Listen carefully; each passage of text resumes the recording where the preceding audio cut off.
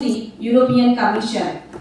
He is an active reviewer for several SCI journals published by Elsevier, Springer, Tyler and Francis, etc. Now presently he is worked as a Associate Dean R&D in our college. Thank you, sir. Thank you very much. Now I hand over the session to Dr. B. Ratnasunil, sir, to take the session.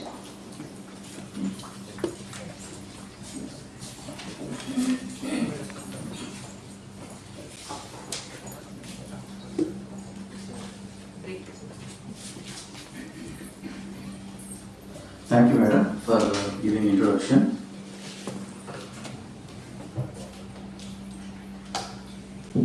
Good morning, all. Since the program is on outcome-based education, this is first time I am using this term, outcome-based research. So I have never seen outcome-based research in academics. That's why when Sundar sir actually yesterday requested to deliver the talk, so I thought of delivering some research points on outcome-based research in academic environment. So myself, as introduced, I am Dr. B. Ratnasunil, working as an associate professor and also serving as associate dean R&D in Bapat Engineering College. Today I will try to present a few basic concepts of research and what are the necessities for research, for doing research and publishing, especially for academicians like our faculty members. And I would like to present a systematic approach to writing a research paper and review paper, and also I would like to present what is outcome-based research, different from the conventional, usual academic research, that actually yields higher outcome in terms of publications, patents from the academic faculty, not from the industry. So if you see what is research, basically research is an art of investigation which explores new information in a specific field, what we teach or what we learn, what we work in, and inventing new things and developing additional knowledge or adding, contributing to the existing knowledge, additional knowledge, and it will help to understand the new phenomena that earlier nobody has understood properly. So basically we do every day in our day-to-day life, we do research, but when it comes to R&D in academics, somehow our faculty usually they reluctant to show interest towards research and development. So every time I give the statement that now colleges and institutions and universities are no longer teaching institutions. So unless if we don't add research component in addition to teaching, we don't fulfill our duties. Earlier, around 20 years back or 25 years back, engineering colleges or institutions are, academic institutions are teaching based, especially in India. Anyway, we are far behind 20 to 25 years, even 30 years compared with the global universities and institutions in academics and R&D. But still, many colleges, many institutions, they run like teaching institutions. The places where graduates are made, the places where classwork is conducted. But the government of India, for the past 10 to 15 years, continuously imposing to transform the institutions, academic colleges, science or engineering or even humanities and arts colleges also as not only teaching institutions, teaching and research institutions. That is why in all accreditation processes, higher weightage has been given on a par with the teaching for the research also. That's why research is an important element in academic life also. Now it is teaching is only up to 25% in our expectations. from the academic accreditation bodies or government policies. Another 25% is research component. Another 25% is student supporting works. Another 25% nowadays we'll see frequently innovation. So unless institutions, colleges, academicians upgrade themselves as a research good researchers in implementing R&D at the academic level itself, no longer be sustained in the academic field. Small institutions, small colleges who are doing well in addition to the academics in R&D, they are now climbing higher horizons compared with like old established colleges. So it is essential part of academic work doing research. Why do we need research? So I quickly show some examples. You can see here, the top picture shows us the first computer. If you imagine the first computer is like a railway engine, a locomotive engine. The performance of the first computer is to function a few calculations, not that much capacity that we can observe in the earlier first generation computers. But now you can see the level of complexity that we can solve with the present computers or the functions that we can perform with the present computers is huge. Multiple times we enhance the performance. At the same time, we decrease the size and we increase the speed of computations also. So this is only because of the research and development. This happened only because of R&D. You can see here another example. Around 1980s, if you want to store information, if you want to store 20 GB information, you need to have these many, something like big racks of structures. And the cost of the storing devices are also few lakhs of dollars. But now you can see that 20 GB space can be conveniently stored in a small piece of metal strip in our storage data cards, and the cost also you can see how much it was reduced. It was 2010 actually, but by the time now you can get in few hundreds. And the size, the weight, the quantity, or the capacity that can be stored, you can compare. This is only possible because of research. And you can compare long back. If you want to call to a faraway distance someone else, you need to book a phone call. You need to book a call. Then from the exchange you will receive a call. Then only you can speak with others.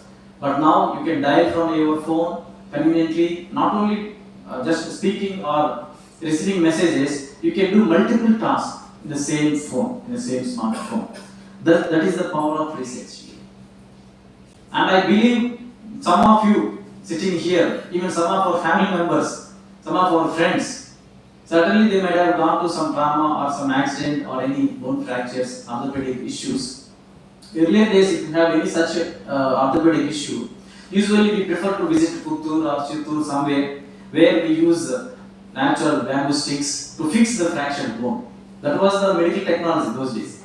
But now we can see from head to toe, everywhere we can see the placement of different materials, polymers, metals, composites. You will say everywhere. So you can totally change, you can totally replace the joint, knee joints or hip joints. There are technologies available.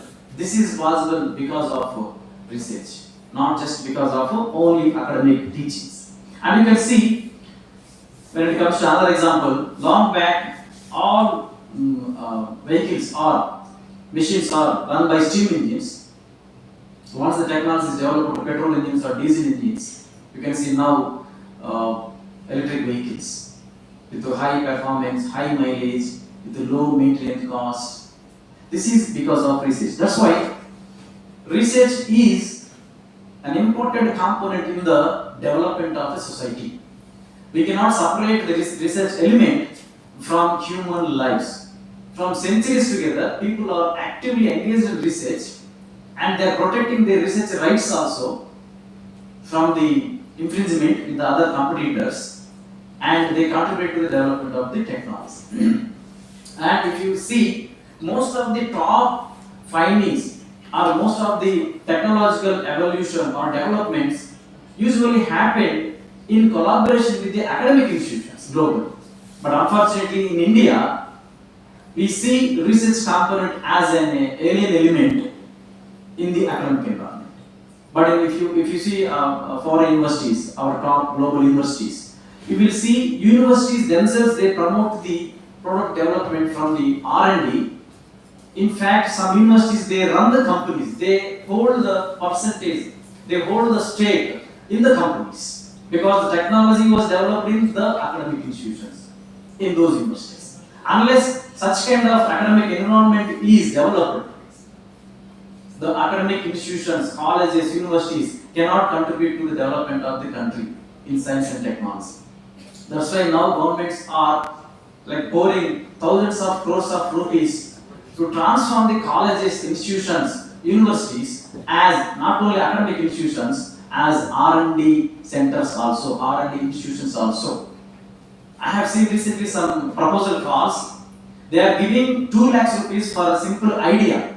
Any student, any faculty can propose an idea, can submit an idea. If the idea is workful, if they judge, they will sanction 2 lakhs rupees just to start to work on the idea. Once we exhibit some preliminary results, they are ready to fund 50 lakhs rupees. So such a new kinds of financial support, some kind of encouraging environment to the academic institutions especially, governments are trying to encourage by providing, but somehow still the same conventional mindset in the academic institutions is actual. If you consider 70% of those funds are not utilized in the previous financial year, that is the tragedy in the academic institutions. Okay, so but anyway, government is encouraging and there are a lot of opportunities to utilize the funds and to carry out the research works in the academic environment. So why do we need to research? Anyway, I have discussed few points for the technology development, for solving existing issues, for addressing ecological challenges, understanding society, not only science and technology. Active research is also being carried out in humanities also, to understand the psychological feelings. Even there are a lot of research studies to study the human lifestyles or societal behaviors, psychological behaviors. So every field we can see, right from the basic sciences, mathematics, humanities, arts, to science and technological domains. In every field we will see the necessity of research to improve the quality of human life. What is outcome-based research? As I mentioned during the title slide, we know outcome-based education. For the past 5 days, in and out, we are learning few concepts about outcome-based education. What is outcome-based research? Usually, outcome-based research terminology is not widely used in academics, but it is used in industries. Especially, it is used in healthcare sectors. Outcome-based research is a method of determining the result of healthcare interventions for a patient or a system. Before undergoing any surgical procedure, any medical procedure, outgoing research is carried out case specific in healthcare sector and also in industry. Industrial research is entirely different compared with academic research in India. But in abroad you will find they both go hand in hand, industrial research as well as academic research also. So if you try to understand what is research outcome in academics, usually if you carry out any research work, from the research results, from the outcome of the research, usually we prefer to either we present a paper in the conference or we file a patent if the work is novel, if it attracts some commercial potential it has a very commercial element, and we publish journal papers in reputed journals, and we write books or book chapters. From the preliminary results, if anything is promising, from the same data we try to develop a project, we try to develop a proposal, and we submit to funding to the government bodies or private consultant agencies. So these are the usual outcomes from the research work that we carried out usually in academics. Globally, this is the trend. Any research outcome that is reflected as in any one of these formats. Either it can be a conference paper or a patent or a journal paper or a book or book chapter or a project, funded project. So if we carry out research work, we we solve some problem, or we perform some experiments, or we try to study some phenomena, or we explain something new, the outcome, if we would like to start to bring as a paper or a patent or a project, it is conventional research. It is conventional research, usually carried out in academic institutions. What is outcome-based research? As similar to the conventional education system and outcome-based education system, where first we define the targets, and the expectations based on which we frame the teaching methodology processes. In outcome-based education system, what we have learned from the past 5 days. Similarly, in the outcome-based research also, first we define the target, not by simply carrying out some research work, academic research work, and once we complete the academic research work, publishing it or patent it in the suitable form. That is conventional research. But in outcome-based research, first we define the target, first we fix the expectations, then we carry out the research work. Usually this kind of research work is carried out in industries. First they define the target, first they define the expectations, and they give the timeline, the time space, and based on that they start carrying out the research work. So that we find in the industry. That's why if you find more number of patents are filed from the industries, filed from the scientific laboratories or R&D departments of the industries, not from the academic institutions. They carry out real-time research work. They carry out to find a solution to the existing problem by defining the target. Based on that, how you should frame your research work, how you should focus on research, your research work. Not by simply doing some research work, some obvious studies, some experimentation, some phenomena, explanations, and trying to push some paper out of what we have done already in our hands. It is conventional approach. In outcome-based approach, first we fix the target, first we define the expectations. Then, as per the definition of the expectations or fixed targets, we frame our research work and we do our research work, and then we reach the targets. Probably we may not reach the target, but at least we try to accomplish in the due course. That is what we differentiate outcome-based research from the conventional research that is carried out in industries. Today I would like to, since the outcome is entirely different, it can be a patent, proceedings, project, publications. Today I limit my presentation to publications, research publications. So the necessity of research publications, academic environment, if you see, for proper documentation, not only in academics.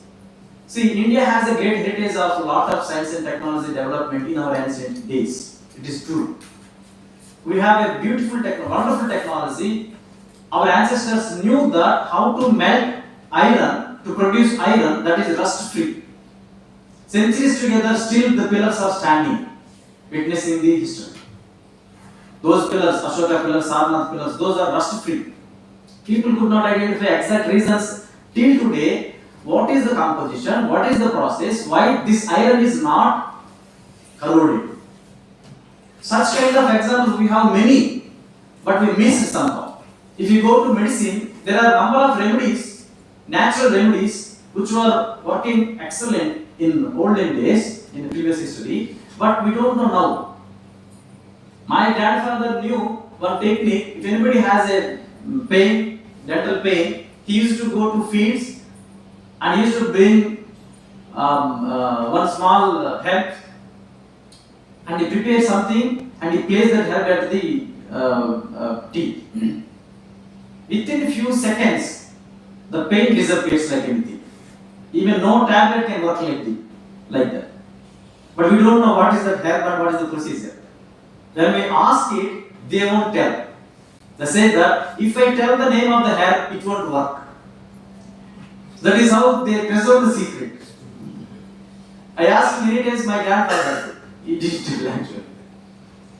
That is, another thing is, some families, they simply pass on the secret to the next generations, without any proper documentation. So that is a big loss for our Indian science and technology, Indian heritage. But anyway, if we properly document it, that will help to the next generations. that will help in the future. That's why any research finding, whether it is useful or not present, we should document it. Röntgen invented X-ray, but he never imagined that that X-ray will be used for a number of applications. But he documented and everything systematically, he proved it. Later on, not only for medical applications, now X-rays are used in number of applications.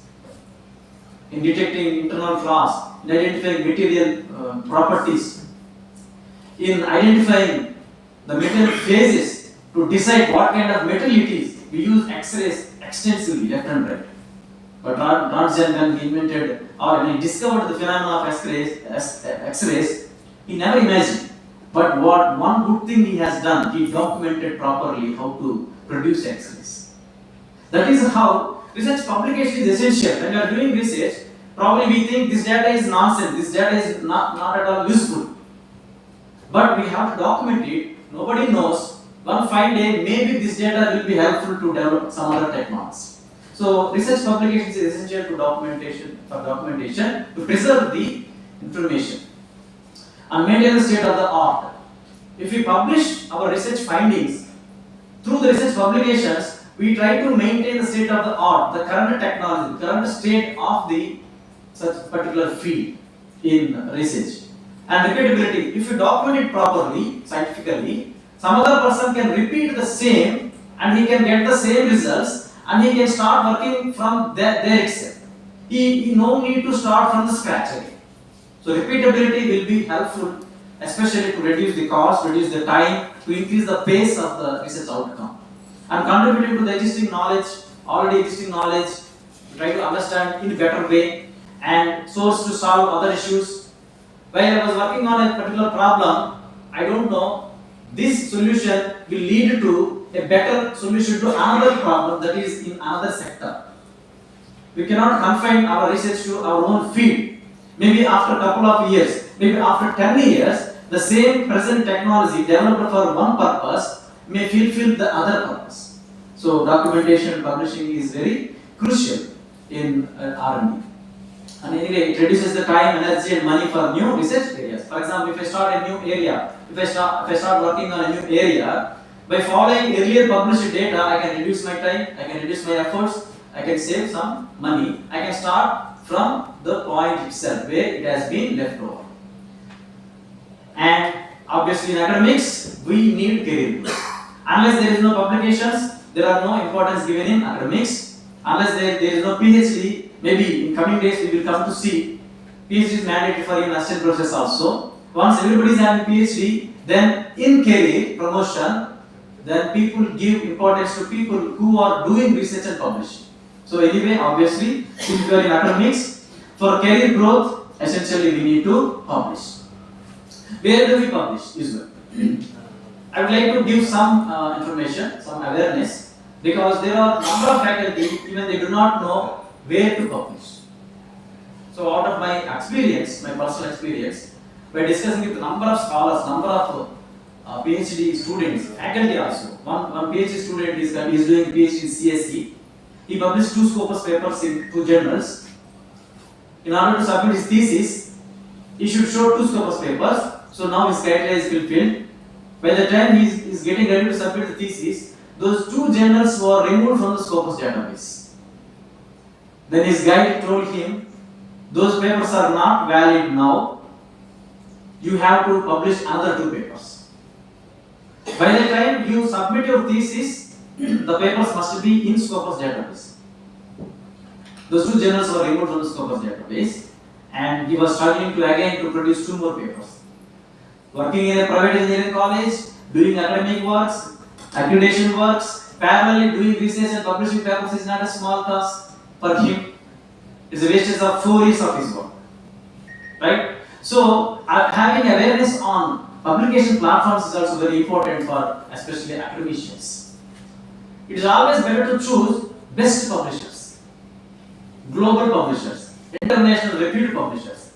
Something like Elsevier, Springer. I have shown some examples here.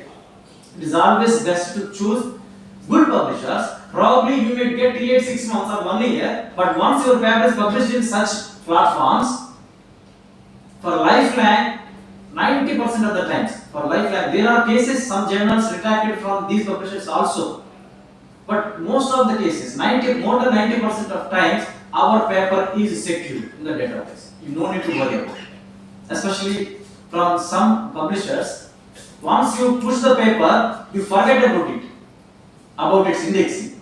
You can sleep it. That's why even it is difficult, better to choose good publishers, internationally good publishers. Those publishers will not exercise any unethical practices. They follow the stipulated norms, procedures. Therefore, as per the indexing databases procedure and scrutiny, these journals regularly get qualified and continuously listed in the database. So that's why always better to choose good publishers. And how we publish in forms of journals, periodicals, magazines, books, book chapters and articles published by different platforms. And these platforms are usually from scientific societies like IEEE, ASME, ASCE, IIM, okay, or some commercial publishers like Elsevier, Springer, Taylor & Francis. These are all commercial publishers. They make business out of it, but still they maintain some standards. That's why these publishing platforms are very important and are given highest weightage among top universities also. And some universities also, they publish their own publications, something like Cambridge University, Oxford University, and some laboratories also, CSIR laboratory or ICSR or BAR, DRDO, their own publications also they maintain. So you can choose any platform which is good, which is secure, and you can publish your works. And why do we need to do research and publish in academics? Unless we don't do research, we don't come to know what are the latest happenings in our field that we are teaching to the students. That's why it is important. Before equipping the students, it is good to equip ourselves. It is only happened where we will find the latest findings in the different areas, not in the textbooks. Once the concept is established in the research domain for years together, then only those concepts are reflected in the textbooks after 20 years or 25 years. If you see any textbook right now in the industry, that means the content that is discussed in the textbook has been already published 15 or 20 years back in the research community. Okay? So if you want to know the latest findings or latest happenings in our field, for example, if I am teaching a manufacturing engineering a subject, if I want to know a particular building technology, latest technologies in the building, I should refer building journals. At least I should carry out my research work in building. Therefore, I come to know the recent developments in the subject that what I am teaching to the students, and that will inspire the students. Another thing is, my big question always is, in the arena of having large MOOCs, the name itself is massive, okay, and NPTEL courses and MIT course in open course, students are now able to access by sitting simply in front of their systems or even from mobiles also. All these advanced topics taught by some professor from IIT Madras or some from IIT Bombay. Then why my student should sit in the class and should listen to my lecture? Because better than my lecture, he is getting better inputs from the MOOCs or the NPTEL or any other courses. Then why should our student should listen to our lecture? Unless we are equipped and enriched with the latest developments in the area what we are teaching, we cannot inspire the students. It will be like a boring lecture to them. Otherwise, simply they sit and they listen because they respect us, or at least they have a fear that we have internal marks. Okay? So unless we equip ourselves with the latest developments, our teaching will not be efficient, especially in the massive availability of these online resources. That's why we should be active, at least in our area, what we teach. And updating subject knowledge and recognitions, accreditations, rankings. Now every recognition, every accreditation, every ranking is coupled with research outcome. Obviously, then academics should participate in active research and career growth. So earlier, with only PG, we would be able to secure career options. But later on, PhD became mandatory. Now it will become mandatory very soon for assistant professors also. If everybody is having PhD, then who will be getting better career options? Those who are active or those who are continually doing research. Okay? That's why it is essential. And the statement is publish to progress or will perish. One day will become dinosaurs. Okay? Unless we don't progress through research. Maybe the same fundamental subject we teach, but if we enrich with some research findings, latest findings, the fundamental subject, we will be at the top priority list for the students, for the management, for the administration. Okay? That's why research is essential in academics. Quickly, I will show you some different types of publications. Usually, when we call research paper, everybody thinks that it's a research article based on some research findings. No, there are a number of ways to publish without doing experiment also, without doing even a small research work also. If it is based on some stunning results, first of its kind, very promising results, then you can publish it as a technical note. If you go to the website of any journal, you will find types of articles, types of papers in which the first simple one is technical note. This is also considered as a paper, research paper. Technical note. What is technical note? It is limited to less than 1500 words. Some journals even they say less than 1000 words. We don't say in terms of pages. Defining in terms of pages is a vague word. Because for my typesetting, I keep two line spacing. Some others typesetting they keep one line spacing. I use 12 font size. He uses 10 font size. Okay. So that is a vague term defining 10 pages article, 6 pages articles. A real scientific person defines in terms of words. You can keep 1.5 line spacing, 2 line spacing, or 10 font, 15 font, leave it. So journals they define in terms of words. If less than 1000 words or 1500 words and maybe 1 or 2 figures or tables, the important essence of this technical note is it should present a software tool or experimental outcome, a computation method, or a first of promising stunning results. Something new, your research work not yet completed, you want to show to the research world. Just in 2 pages or less than 3 pages. That is technical note. That is also given high priority in journals. Another one is short communications or letters. There are some journals, they only publish short communications, letters. They don't publish full manuscript, full research article. They don't publish review articles, other types of articles. They publish only letters, something like materials letters, prestigious journal in the metals engineering domain, Scripta Materialia, again another domain, metals engineering domain. They publish only short communications and they limit the words count less than 2000 words. If you write the paper more than 2000 words, 20 or 30 words also, immediately you receive a mail that you please reduce the word count and again resubmit. So strictly they will maintain less than 2000 words and figures, probably 4 figures, including figures and tables. Right? Usually these kind of papers are preferable for new ideas. I have started my research work, I am doing my project work and I found promising results, extraordinary results, some new phenomena. I understood that is more than technical note. I can explain little more. But my project work has not yet completed. I am doing it. It may take another 6 months or another 1 year, 2 years. But the preliminary results are stunning and promising. I want to showcase to the research community that we obtained these results. If at all in future, if anybody would like to award a Nobel Prize or anything else, these are the proofs that we are in the race of developing so and so technology.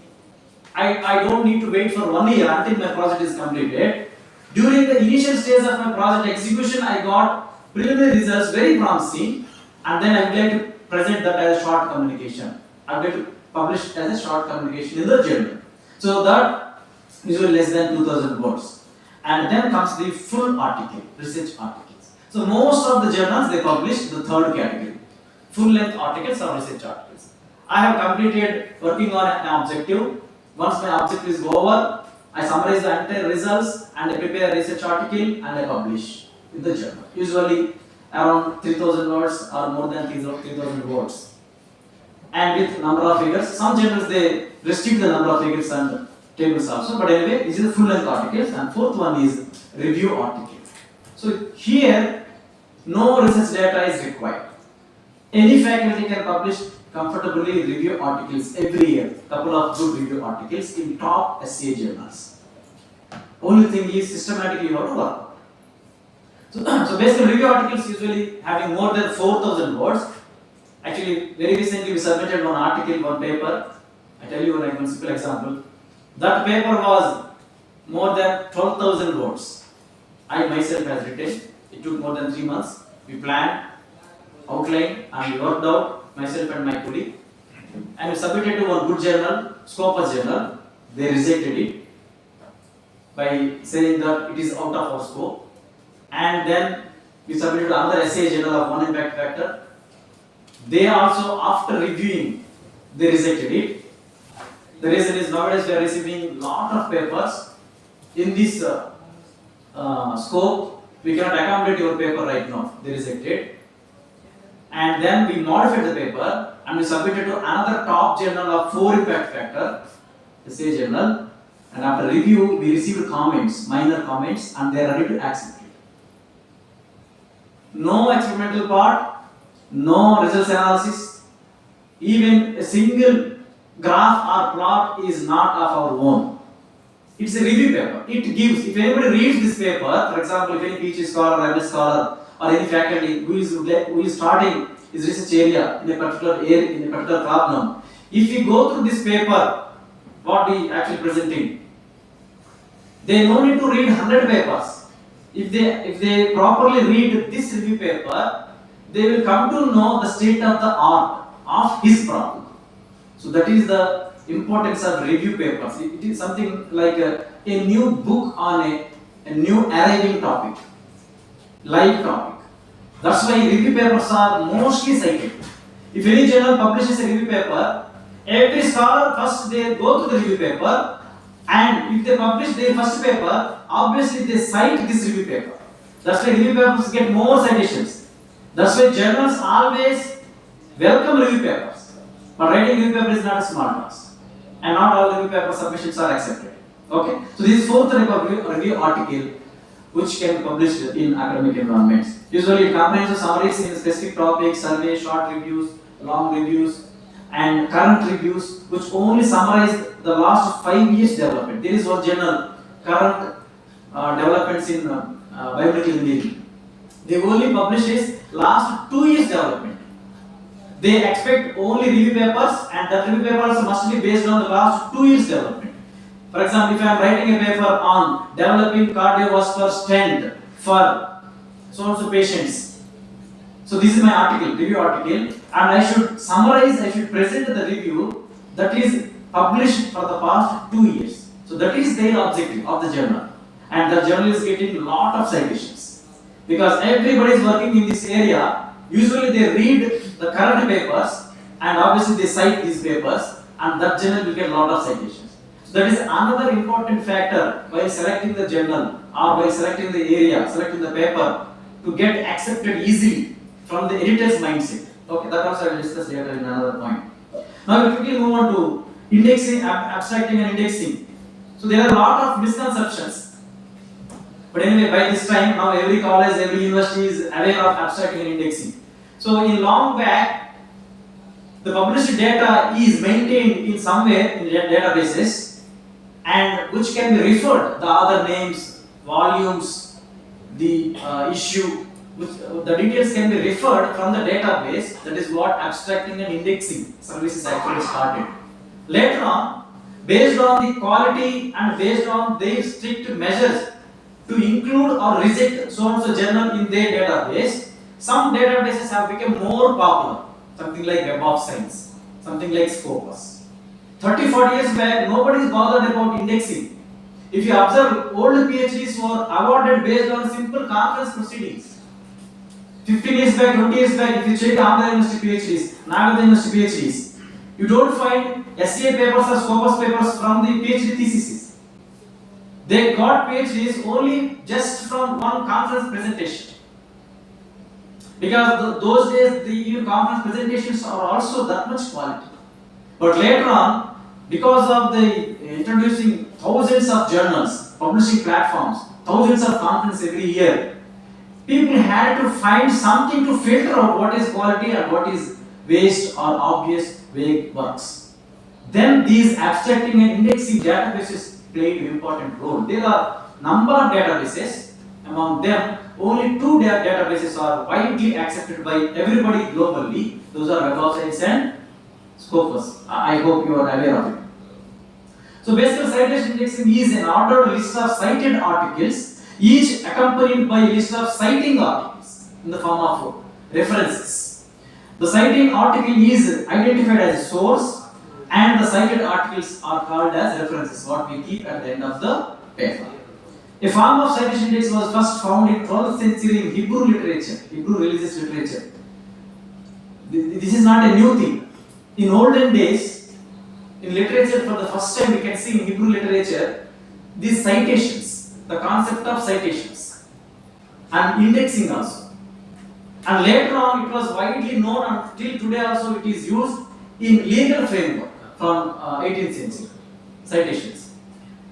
But now from 1960s, when Garfield Institute for Scientific Information, later on it is called as ISI, later on it was called as ISI Web of Knowledge, later that was transformed to Web of Science. Now that is with, earlier it was with Thomson Reuters, now it is with Clarivate Analytics, Web of Science. So 1960 he was first introduced this indexing system based on some scrutiny of a journal or of a paper. Introduced the first citation index for papers published in academic journals. There are some examples I just am listing here. Scopus, PubMed, Webisco, and DOAJ, mostly you will see, most of the open access journals. And ISI indexing, Thomson Reuters now that has been taken over by Clarivate Analytics. And we have Indian Citation Index also, very recently we started. And Google Scholar, etc. There are a number of databases. These are databases. Everybody has their own criteria to include the journals into their databases. Based on the strict criteria, the value is given. For example, including a journal into Web of Science collection is very tough task. They maintain number of criteria to select the journal. Who are the editorial board members? Whether are from the same country or from the different countries. What are their qualifications? What are their experience? What is the review process? Whether they are using blind review or open review. That means if I am a reviewing person, when I am reviewing a journal paper received from a journal that was submitted by some other authors, I don't know who are the authors while I am reviewing. This is blind review. Blind review is highest value. It gives indexing. Open review is simple. Most of the journals also follow open review. That means while I am reviewing, I know the authors because they send the full paper to me. No anonymous paper. Some journals ask us while submitting the authors, they ask the author to submit anonymous paper. That means we should remove author details. Only title and entire abstract, entire paper we should submit. That paper will send to blind review. There is again double blind review. Authors do not know the reviewers do not know the authors. In open review process, it is advantageous. It happened sometimes. Some of my friends, they get my paper for review. Immediately they will call, hey Sunil, I got your paper for review. Usually what they will do then? Since he is my friend, what he will do? Obviously he will write some 4 or 5 some minor comments. You correct this, you correct that, you increase the font, you decrease the font, something like that they give. Maybe one of technical comments, you define this term, you explain that term like that, and they give accepted with minor comments. And the same thing happened with me also. One of my best friends, his paper actually myself I have written to submit to an essay journal, and I am a review from that essay journal, and fortunately that journal paper came to me again to review. I told him, Prabhakar his name. Prabhakar, I got your paper. Okay, then we got on paper, easy. But anyway, I given some technical comments and I submitted. And what happened? Editor sent the comments to the Prabhakar, again Prabhakar gave the comments to me, again what I have written in comments, I myself worked with the comments, and again modified the same manuscript and again submitted the same manuscript. Okay?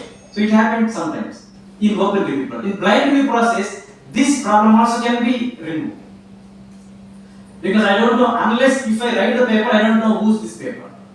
Even though Prabhakar is written or some my friend is written, I don't know who's this paper.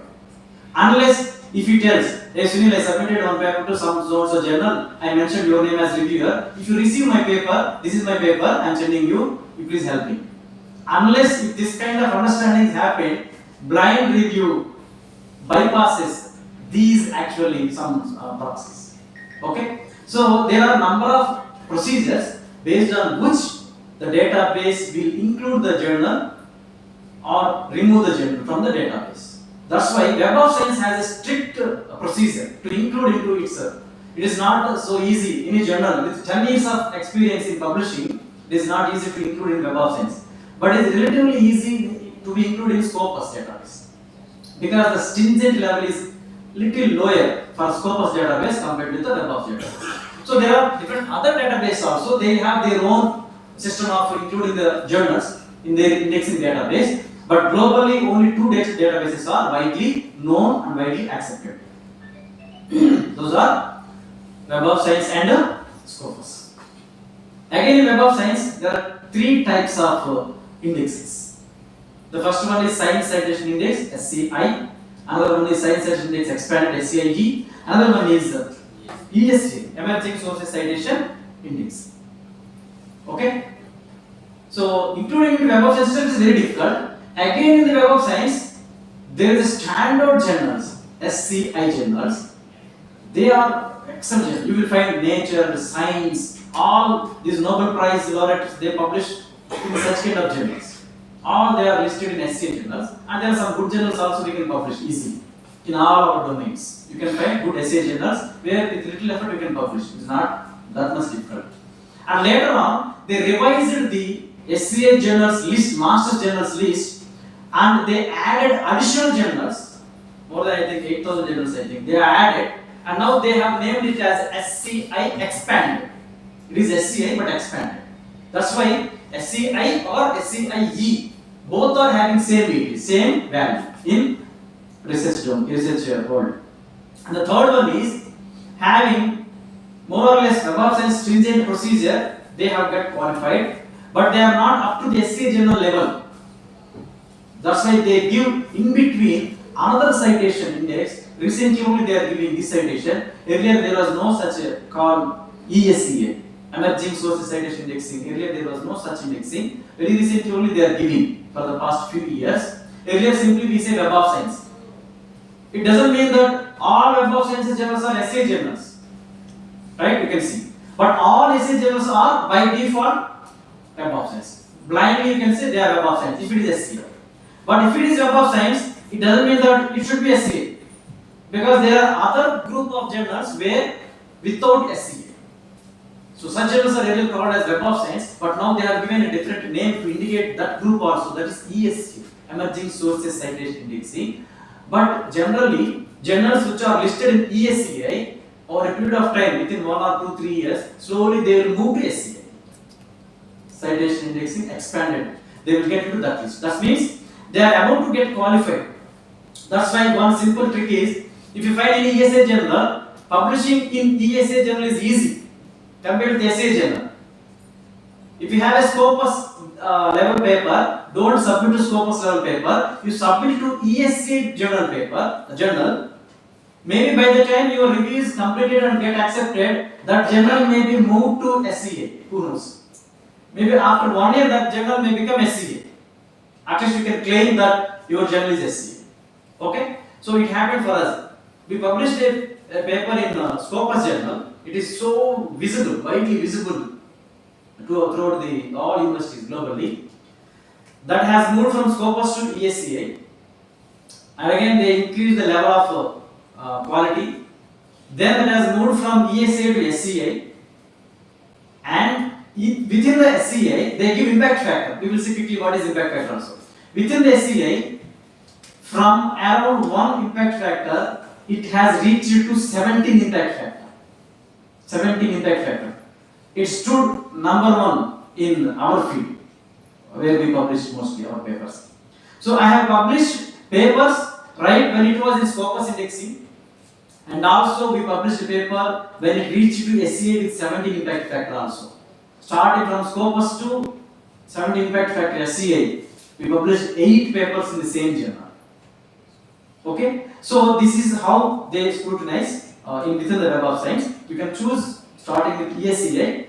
Probably very soon that may become SA also. If you have good work, then next idea you can select SA journal, you can submit. Okay. The next important and second level of indexing is Scopus indexing. So by this time we come to know that always SCI is highest and then SCIG. So more or less SCI and SCI both are given with the same importance. And then comes the ESCI. All these three together we can call them as a Web of Science. There are only two databases, Web of Science and Scopus. So Web of Science is now maintained by Clarivate Analytics company. Scopus is maintained by Elsevier company. Both are companies, businesses. Okay. So in Scopus database, the stringent procedure is somewhat inferior compared with the Web of Science. And compared with the Web of Science list, master journal list, you will find more number of journals in Scopus database. Even getting into Scopus is also not easy. But in other words, if you properly work out, you can publish easily in Scopus journals. So major citation indexing services, SC and SI I explained. Published by ISI part of Thomson Reuters earlier, now it is taken over by Clarivate Analytics. As mentioned, SC was originally produced by ISI and created by Garfield in 1964. And SC database has two aims. First, to identify what each scientist has published and how many number of citations he got for his publications. The SC electronic version is called Web of Science now. Anywhere you can access from the globe. And SCI expanded is in more than 8,070 journals, around 8,070 journals were indexed in SCI expanded. Later they added. Okay. And Scopus, we have 21,000 titles from 5,000 publishers. And very recently we have started Indian citation indexing also, ICI. 2009, around 800 plus journals are now listed in this database, ICS, but nobody give much value to ICS. Okay. Yeah, now we quickly move to impact factor. So many of you know that what is impact factor. I would like to show you one mail. Incidentally, yesterday only I received this mail.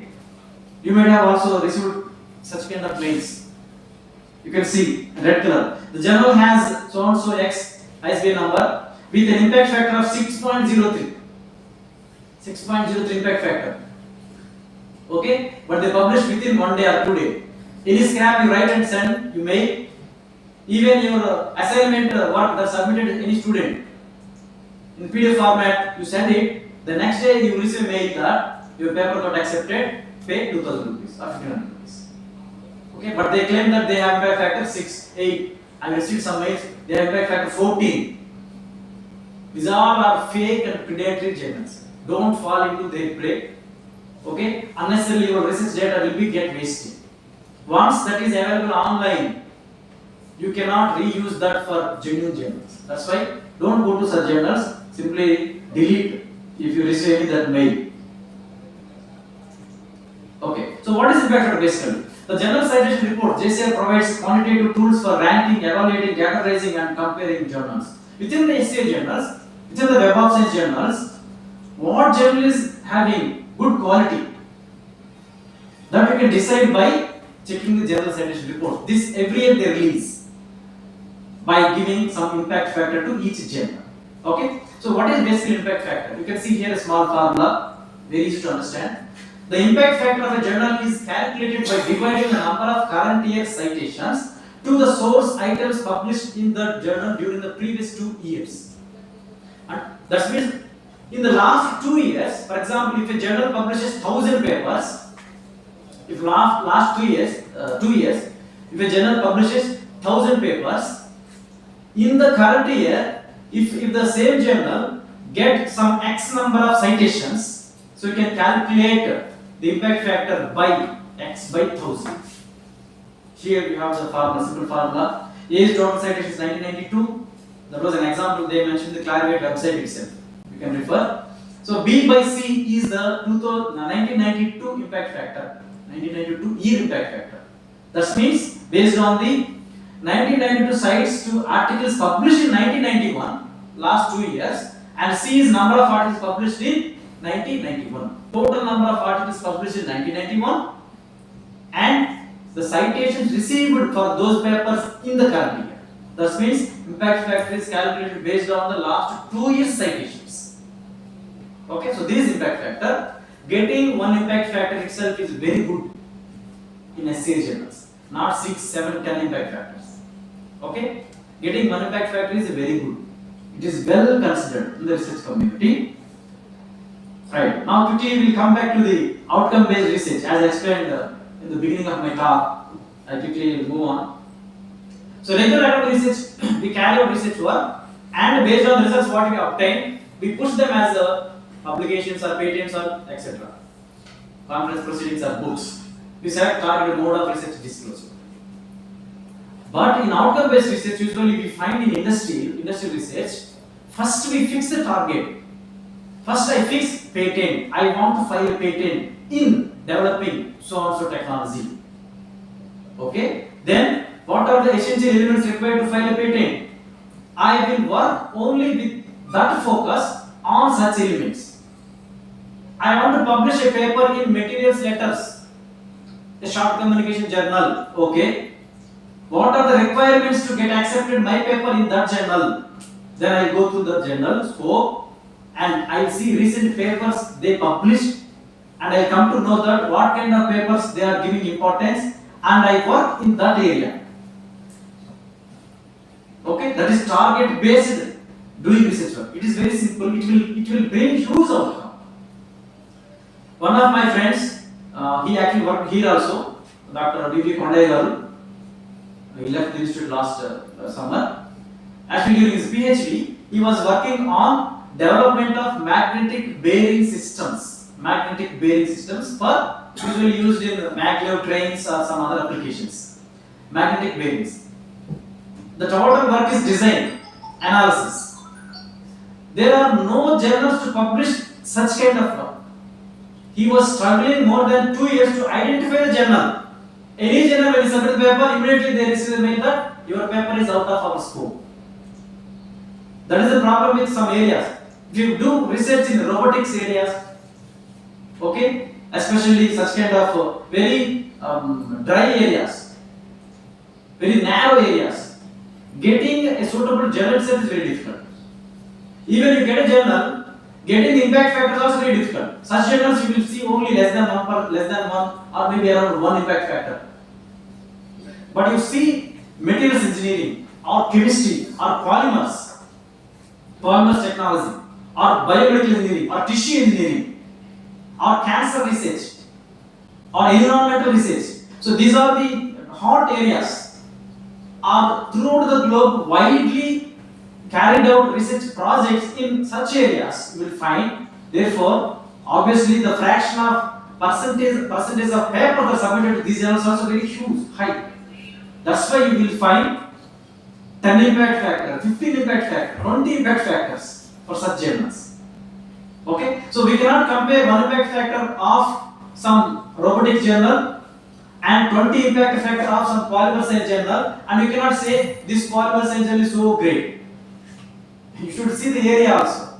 Getting 1 impact factor journal in robotics area is so great compared with getting 5 impact factor in polymer science journal, because they have a lot of journals and lot of submissions, papers.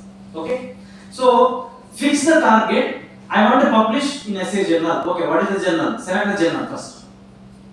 Don't do the research and find a suitable journal.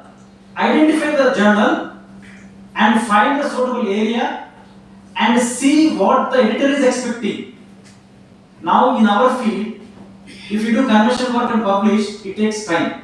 But for the same conventional work, if I add artificial intelligence, AI, if I add machine learning based analysis of welding is usual our work, or machining is usual our work, composites fabrication is our work.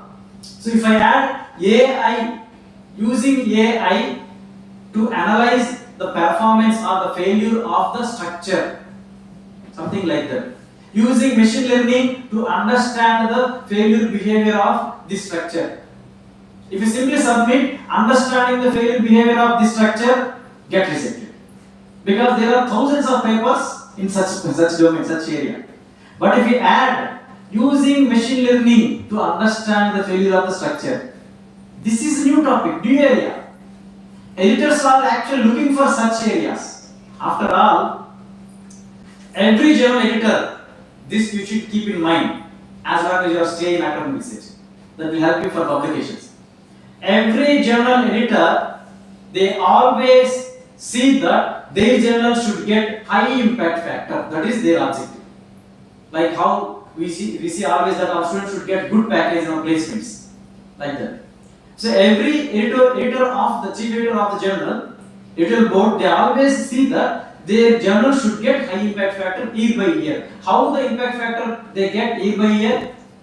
By number of citations. How they get the number of citations? Unless they publish the hot topic or the hot area in the current issues. If there is a lot of buzz going on, artificial neural networks. If anybody is doing an artificial neural networks, they get more citations because people will try to start studying the topic. Once they understand, they try to start citing, giving reference to that work. Therefore, they will get citations.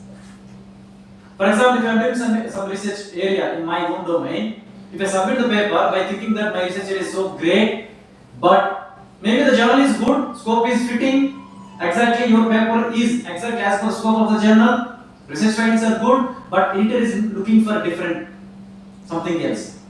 Editor is now looking for some computational linking of the work. That means you try to see current issues, present issues, then you will come to know what is the importance from the editorial board for accepting the papers. Okay? So fix the target, select the journal, identify the area, accordingly you start working. It is not a big deal. That is what outcome based research. Then you will get some research outcome. Easily you can mold to the journal paper or to a patent or to a book or a project proposal. Yeah, quickly, I think I have a few more minutes. Actually, go through some tips that I follow during publications. Preparing research article. Structure of research paper, you can see here. This is usual structure, right? So everybody knows. If anybody had an experience publishing one paper, usually they follow this. Whether it's experimental or modeling or any analysis, anything, any area. So this is the usual structure of a paper. It starts with the title, of course, anyway, then abstract, and then introduction, and then experimental details or methods or procedures or modeling, whatever the work we carried out, and then results and discussion, and then conclusions, and obviously some mandatory data, something like acknowledgements, if at all we have, funding statements, conflict statements. These are now journals are asking mandatorily. We have to submit conflict of interest statement. We have to submit author credit statement. Earlier, like if you have 10 authors, editors don't mind.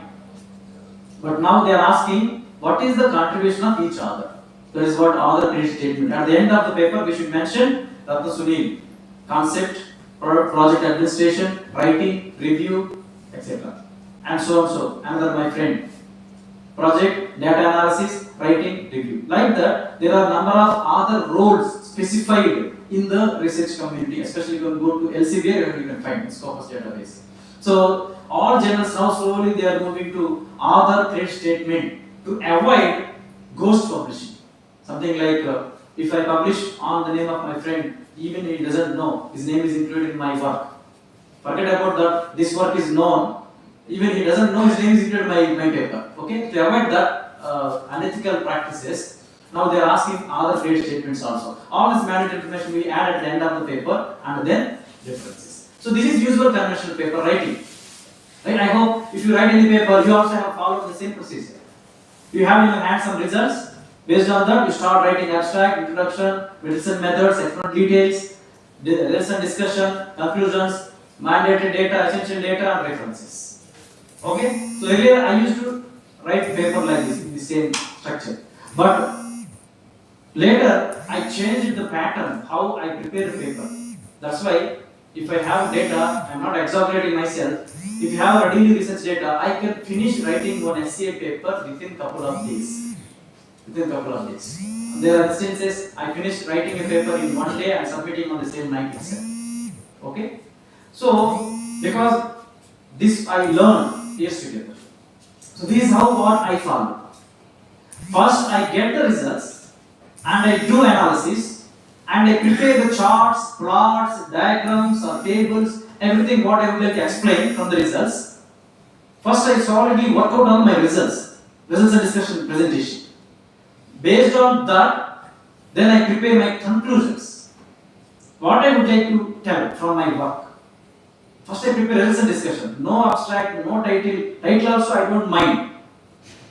First whatever the results I have, I transform the results raw data into beautiful illustrations, either charts, plots or tables, etc.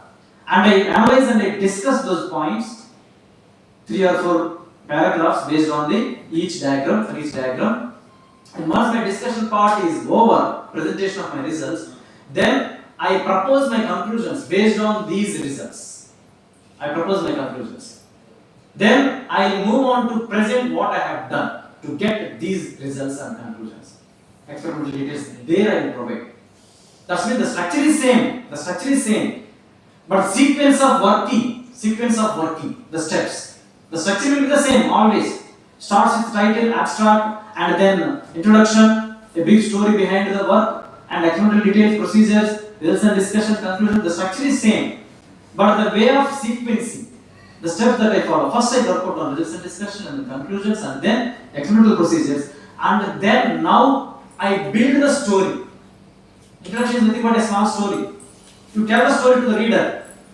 You bring the reader to what you would like to present your results. It is a simple story based on the available literature. Okay? Once introduction is over, then I write the abstract. If you see, I write the abstract at the last, not in the first. Now I come to know what I would like to present. Abstract is a snapshot of the entire paper. Editors or reviewers, first they go through the abstract. By reading out the abstract itself, they come to know whether this paper is good or bad. That's why abstract is very, very important. Precisely you should present what the entire paper is discussing in a small paper. That is abstract. But I am not going to hear how to write abstract to present it. So this is a sequence and then I keep the relevant references last. And any essential matter, then I add. These are like mandatory matter. Acknowledgements or other case statement or funding statement, conflict interest statement, etc. Okay? So once this is prepared, then my entire paper will be in reverse engineered compared with conventional preparation. Okay? So this is more effective than practically what I faced. So quickly you can finish writing a paper and then submit. When reader go through the paper, you will find everything in line, everything connected. That's why we got more percentage of acceptance. More percentage of acceptance. For the past more than 10 years, that was what I learned from my professor. For the past 10 years, it is not a great thing that out of 100 submissions, 2 or 3 submissions were rejected. Even the 2-3 submissions also somehow we pushed into Scopus papers, Scopus journals. That is what the success rate. Okay, but it will come by experience. I explained the points I mentioned here, and this is how you can compare regular academic research writing and outcome-based research writing. Regular academic research writing simply you will find what is the structure, the journal homepage they display. So this is the structure of the paper they are expecting. We also write in the same structure. No, you change it. You do differently. You practice it. What I explained, then you will come to see how different it is, your paper compared with the earlier step. Okay.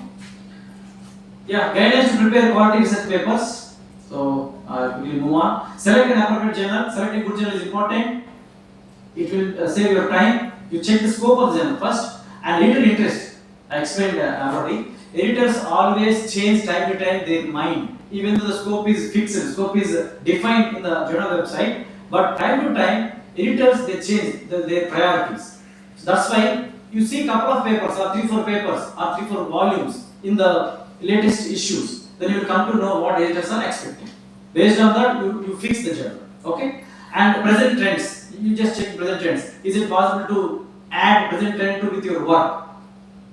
Maybe that is new, that is difficult, but if you are able to learn some concepts, or at least if you are able to add some other person who knows well that present technology into your work, that will help you a lot.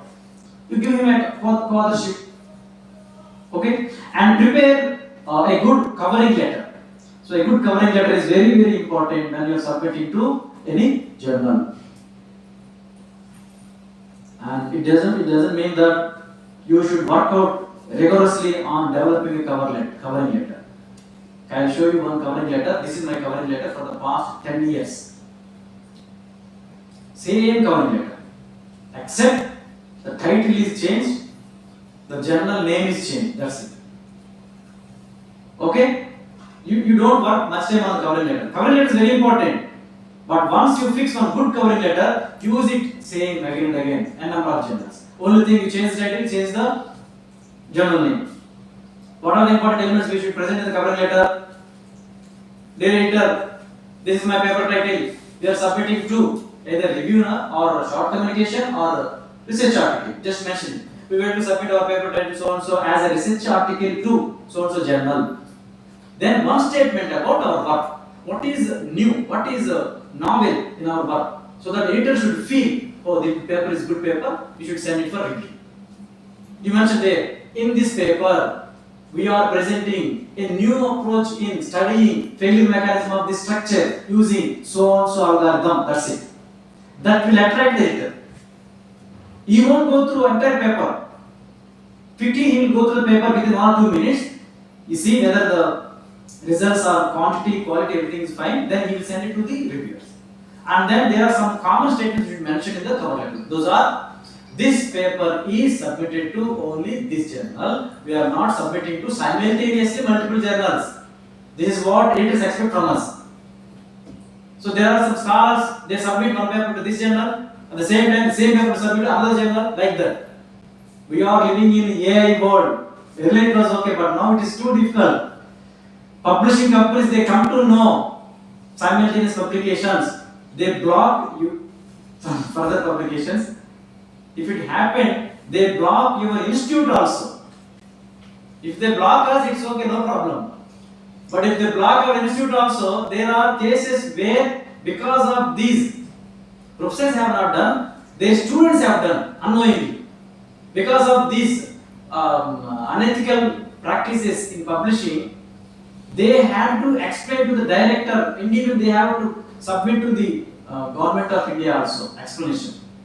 Top directors, their posts were sacked from this issue. They have not done, but their student have done. They simply copy some data from other work and they paste in their paper and they say, sir, this is my results.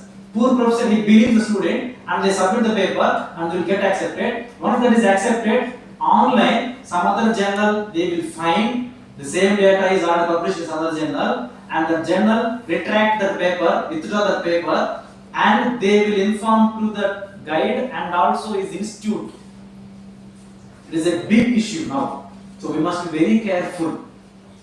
Okay, 6 months or 1 year, it is delayed, let it be, but don't involve in such activities unless otherwise we will lose our credentials, we will lose our career opportunities altogether. It will be spoiled. And at the end, we should state that all others in this paper are agreed, said okay to submit to this journal. These are the declarations that we give in the cover letter. So you can keep the same statements as it is. For every paper, I keep the same cover letter. Cover letter is important, but no need to spend more time on that. Okay? Then you can provide the corresponding address, everything, email, phone, everything. Okay? Then you can submit the cover letter. Okay. And then format the match to journal style. Generally, all journals they give you their journal style. Now it became a practice that many journals they are moving to freestyle. That means whatever you have in your paper, Word format, you convert it to PDF. One single PDF you can submit. So that is so easy once you prepare the paper. Otherwise, every journal has its own format. I have one good experience with one journal. Middle Science Engineering Technology, John Wiley, published by John Wiley, German, I think. So it is a good journal, essay journal. Impact Factor is one only, but their format is so hectic. They don't accept something like revolutions, something like mm per minute, something like per second. They insist us don't write per second, you should write second hyphen 1. Don't write millimeters per minute, you write mm dot minute minus 1. So that is hectic style they have, but still they are maintaining the same style. Usually when submit a paper, we receive 2 to 3 times return. You change so and so format, you change so and so sentence, you change so and so data, something like that. Okay? So some journals they are so particular about their style, but now most of them they are moving slowly to freestyle, so that anybody can submit their paper in as per standard, any general standard. If I have one standard, I can simply submit. Once it is get accepted, in production, the journal people they transform, they change their style. Okay, and see that the 50% of references from the last 5 years. This is important. When you are writing a paper, in the references, you keep 50% of the references from last 5 years. That means your work is related to the latest developments. Otherwise, this one point, later they check with references also. How many references they are added and what are the latest references they have added. That also an important point they check. And language corrections. If you have some problem, just go through some your colleague or request your colleague or some English faculty and prepare clear self-explanatory illustrations and beautiful figures. And see that the entire flow. Use simple English. Don't use complex terminology, complex English. Okay, simple English is enough. Our Indian style English is enough. Okay, it should convey the meaning what we would like to tell. That's it. And prepare list of reviews. This is also important. Most of journals they ask reviewers. We ourselves should submit the reviewers list. So don't keep your friend, next department, your college like that. You give good references. That's why you should have some good networking. You give references from IIT Madras or MIT or Central University, something like that. People who are renowned, at least they are having some 10 H index or 15 H index in Google Scholar at least. All journals they ask us to propose reviewers for our work. They give option to us. So that's why we have a chance to give reviewers. Sometimes they send the paper to the same reviewer. Therefore, have some good networking and keep their names so that if it is open review, not blind review, then there is a more possibility to get accepted. Okay, so have a list of reviewers. Okay, so that's it. I hope. I'll skip this one, how to write a review paper as time is running. Yeah, some sessions, some practice sessions I will like to present.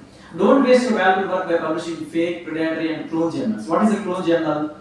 I would like to present you one clone journal. By the way, if you want to check the authenticity of any journal, you can go here, scopus.com, and you can enter name here. Okay, so you can enter any name, something like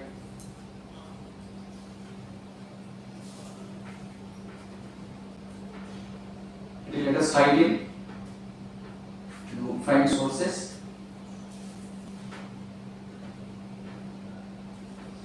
and get the results.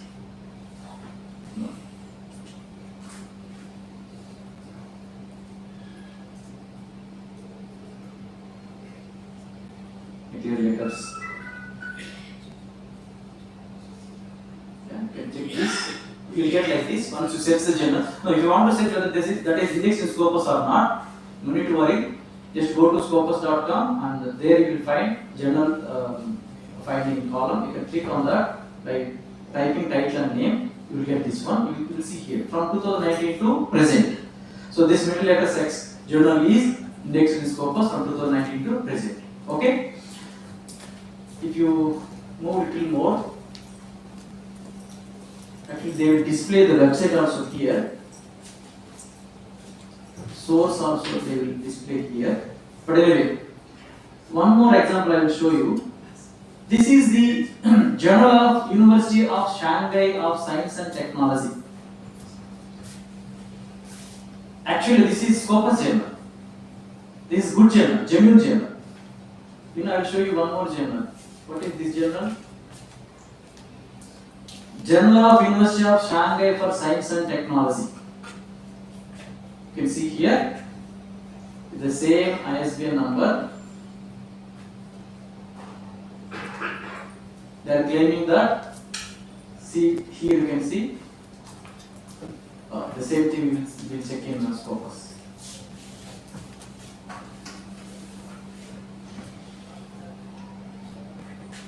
Okay, copy here the name, title, here I got it.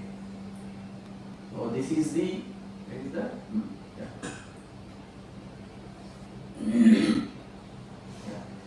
This page from Scopus they are displaying here. Okay, and they are saying that till it is Scopus index. What is the name of the journal? Same. And they keep ISN same. Who are going to verify that one? Okay, and they are saying that here fast verification process on the left side, right side you can see. Response time is 24 hours, 100% online availability, global open access availability, and people maybe I suggested one colleague or one friend, you go and publish. There is a journal. This name I suggested, and he opened the journal. And sometimes people receive mails from this journal name also on this journal name.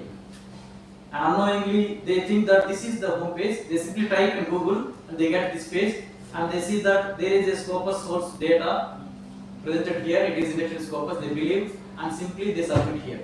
Submit paper. They click and they submit. Within 2 days they will receive a mail that your paper got accepted. Pay 2,000 rupees. So they think that okay, we paid 2,000 rupees, our paper is in Scopus. This is clone journal, what we call. It's a fake, especially clone journal. Same as it is. If you click here in the Scopus database, here you can see from 2001 to present.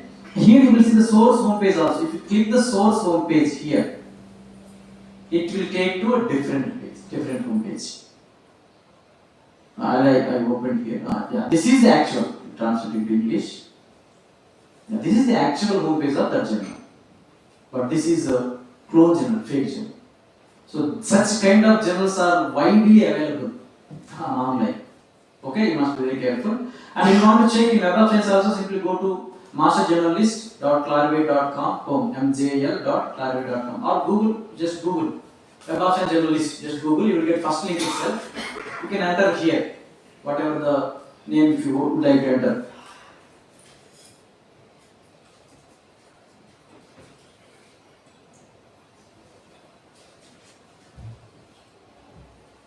Okay, when active materials letters we received, so you can check here, Science Citation Index expanded.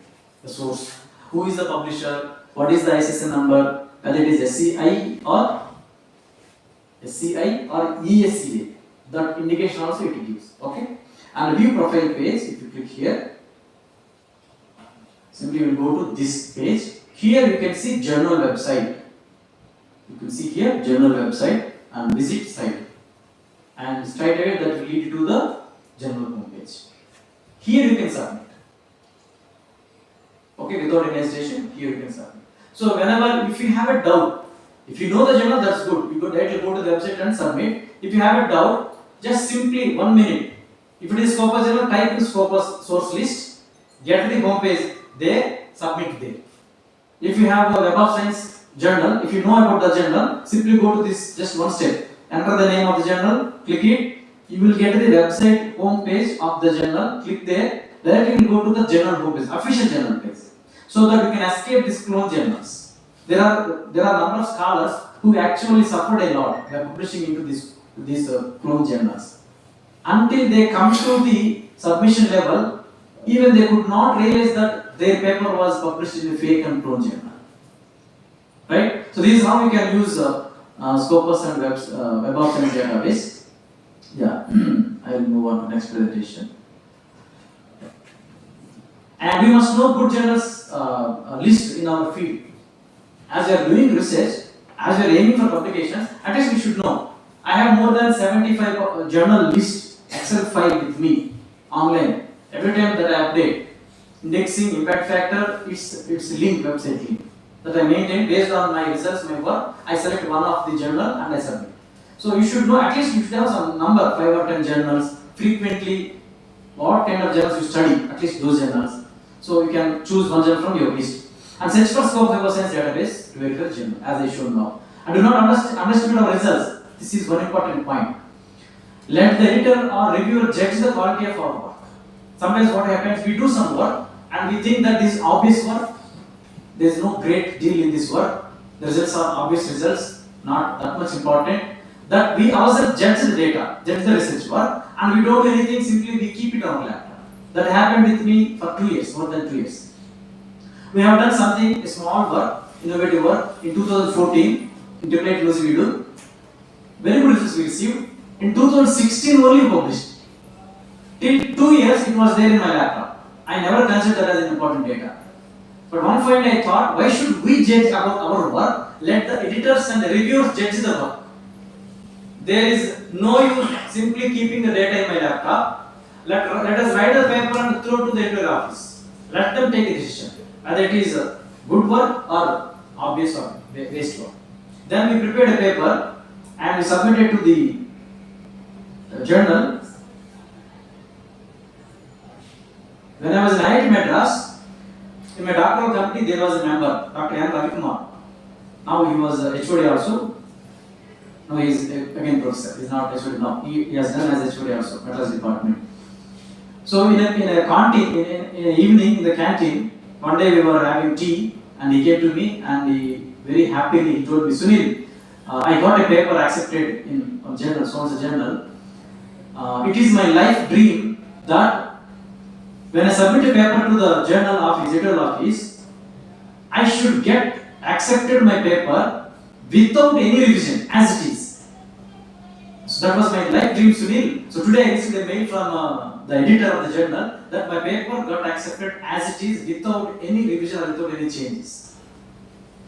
And I said, congratulations, sir. That time itself I thought myself, I also should have in my life at least one paper in a good top journal, when I submit it without revision, without modification, can be accepted as it is. So unless the work is so innovative and excellent, never editors give the decision. 95 times of percentage of times. Very rarely they give the decision. Without any revision, without any modifications, this can be accepted as it is. So that happened with this paper. So the work that was simply lying in the laptop for 2 years, by self-judging that this work is not a great work, when we written that paper, you will be witnessing the 2-page paper. It is just 2-page paper. And we submitted, and the meta-letters is so prestigious in our research area. Impact Factor 3 and SCA. So if we have meta-letters paper, this is short communication. So people will recognize you, oh, you have done good work, like that. So this paper got accepted, the comment is, this paper can be accepted without any revisions as it is. So that comment was received within 1 week and paper got accepted. So that is how, if I did not submit this work to the paper, till today, the data will be lying in my laptop alone. And this paper received more than 100 citations from the day it was published. So don't judge our work and let reviewers or editors judge our research work, research results. And if one journal rejects, don't get discouraged, modify it and submit to another journal. As I said, one example, Scopus journal rejected, and then we refined and we submitted to SCA journal with one impact factor that got rejected. We refined, we submitted next high level journal, 4 impact factor journal. That just a few days back we received comments. A few minor comments, they are ready to accept it. Okay, so that's why if one journal is rejected, don't discourage and don't wait and modify it and submit to another journal. And build research network which helps us to jointly grow. So especially working in the private engineering college like our college or most of the private engineering colleges, the problem is lack of facilities. Therefore, build network. I must be very good in writing and organizing the thesis, research paper or my project research work. Probably another faculty is having one equipment in their institute. Maybe other faculty is having, another sir is having another equipment or another capability, analysis ability in another institute. You three together work and publish. That is how networking helps us to grow mutually and to use facilities.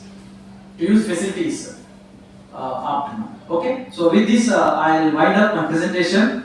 I'm almost at the end. Take plagiarism as a serious issue.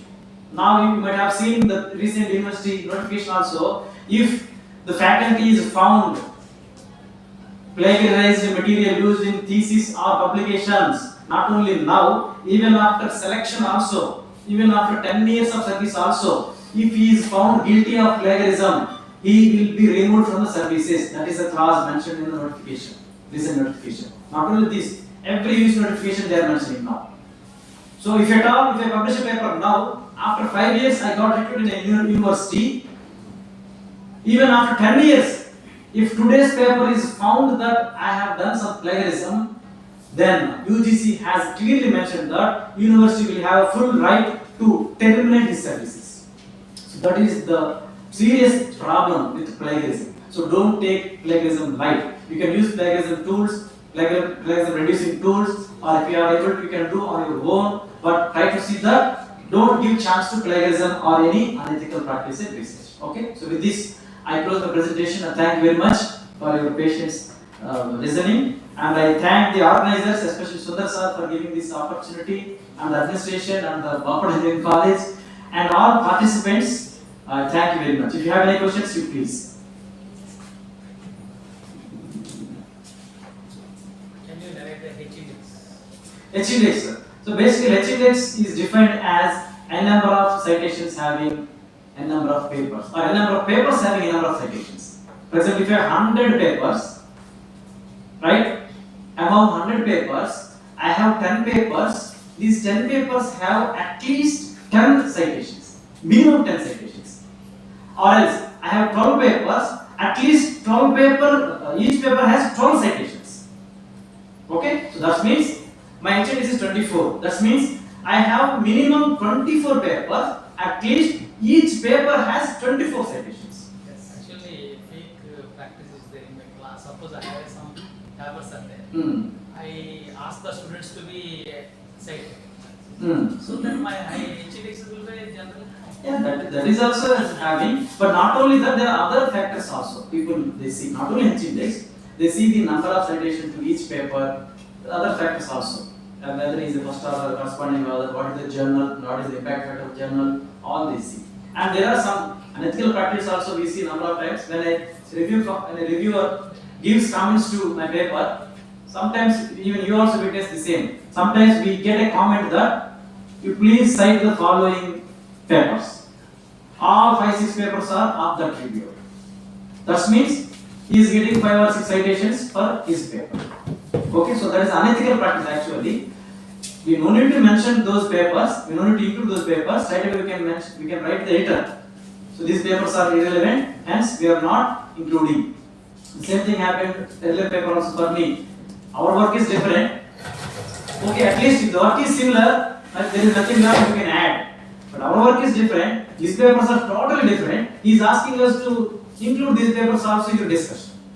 And we simply retain these papers are irrelevant to our work, hence we could not include your papers. However, relevant papers of other recent publications we have added. Something like politely we refuse. Okay? But in editors, they are always take right decision, they accept this. Right now, some MOOCs, pedagogy, plays a vital role in the teaching. Yes. So how? Problem MOOCs is completely away from my domain, my topic. I cannot answer anything about MOOCs. Even I have not done even single MOOC course. Okay, I have not delivered also. But I know there is a massive open access online courses, open online courses, MOOCs. But the government is also now making 20% flexibility to give credits to the students who have done MOOCs. I don't know much about MOOCs. Translation of the books. Translation also I have not done, but anyway there are number of projects. I receive mails from ACT also. Can you translate into regional languages? So will they pay? I am not interested and I don't have time. So there are people they are doing translated work in regional languages. They pay also. ACT they pay. Anything else? Why ASME journals have less impact factor, sir? That's what I told you. Robotic journals you will find less impact factors. Something like dynamics. Something like you are working on controlling systems to monitor machine dynamics, heat and mass transfer. the domain itself is narrow, and the research outcome also is very narrow. Very few people only they do research. That's why they don't get much impact factor. But even in my opinion, having 10 impact factor journal in material science or some Elsevier journal is equal to having 1 impact factor ASME journal. So that is the problem. You don't get much citations.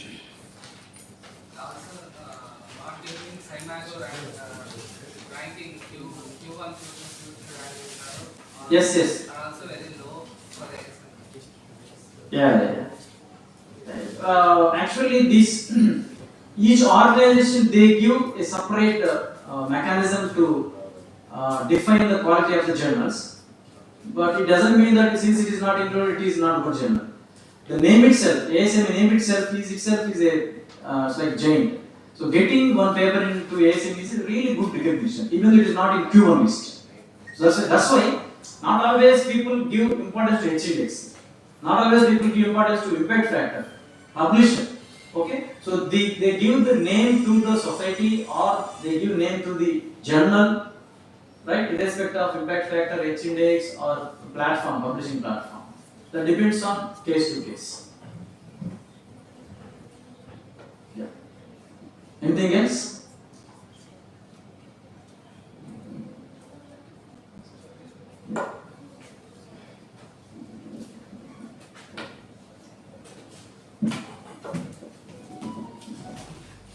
Thank you, sir. Thank you very much for your wonderful and informative session on this research.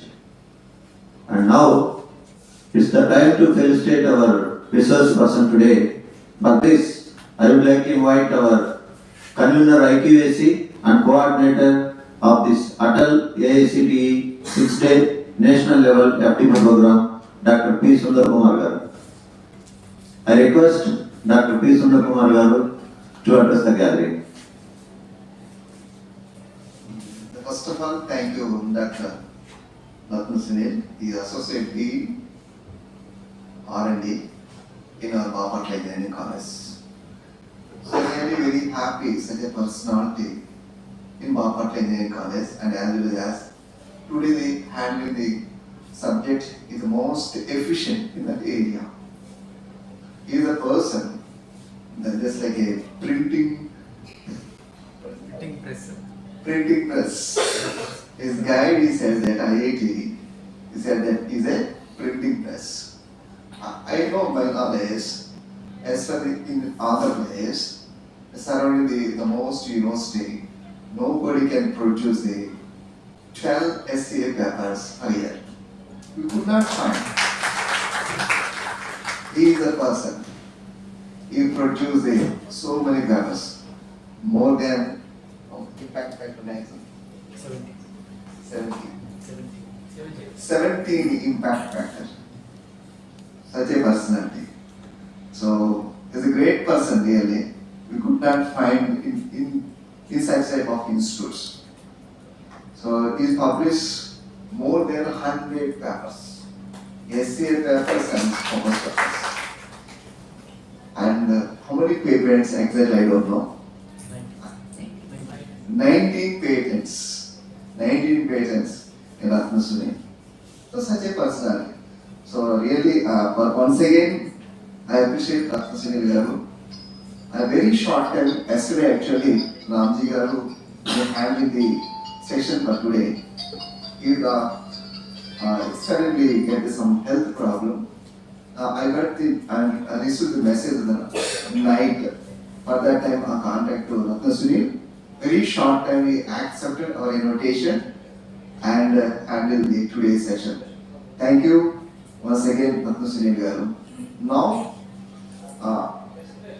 just I want to one or two persons a response on his lecture and talk. One or two only. So, meanwhile, please come. So I don't want to wait for much time to invite our today's resource person, Dr. Ratna Sunil garu, onto the dais, please, sir. With our big claps.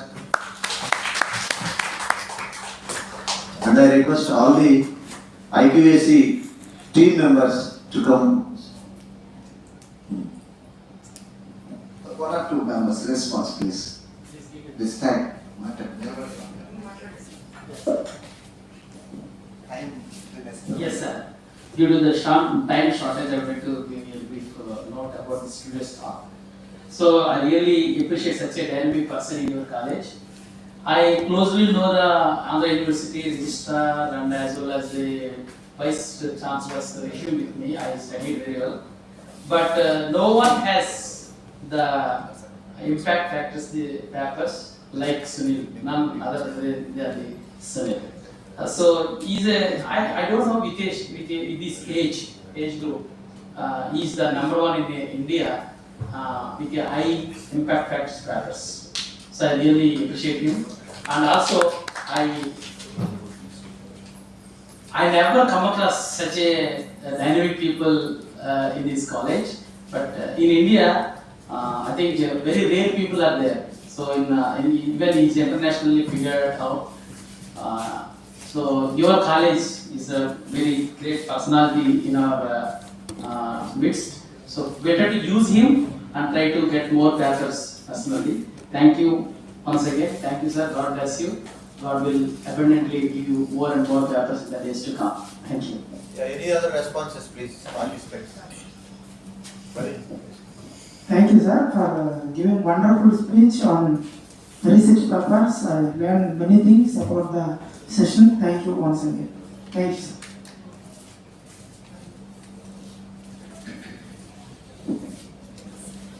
It's been a very nice session, sir. Thank you. And the outcome-based research, even first time I could able to view or listen about it. Thank you so much, sir. And also your information and what you are delivered today is wonderful. And also knowing your abilities and capabilities, it is really amazing. Thank you, sir. Any other responses, please? Sir, do you want to come? Yeah.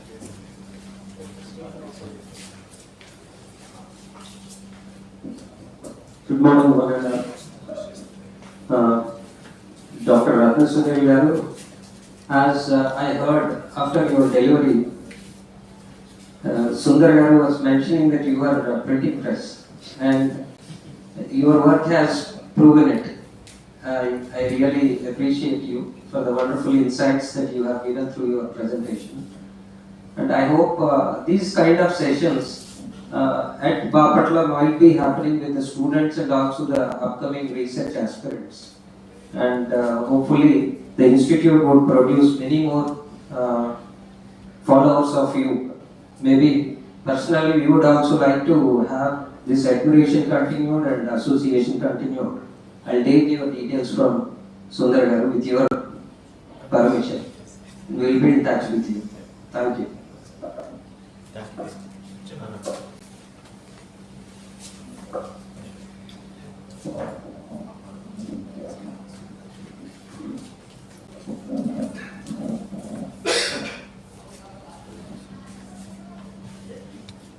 Now I request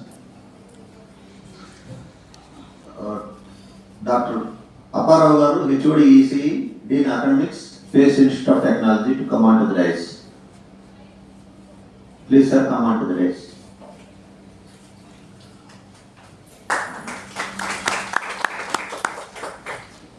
And Dr. N. Srinivas Garu, Principal, Nasrabad Engineering College, sir. Please come on to the dais, sir, to join in the felicitation.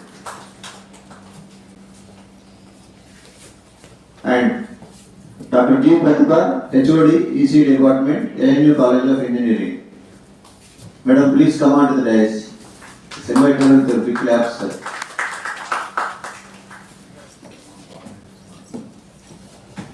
And all the IQAC coordinators of Bapatla Engineering College, please join in this felicitation, sir.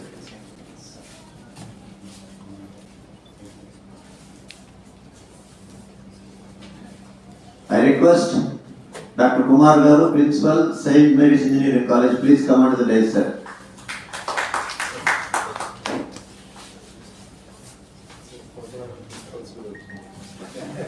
It's a great honor and privilege to have some principals of various colleges of our state, sir. Thank you very much for all your participation, and it's the time to felicitate our resource person today. I request Chandra Kumar Garu.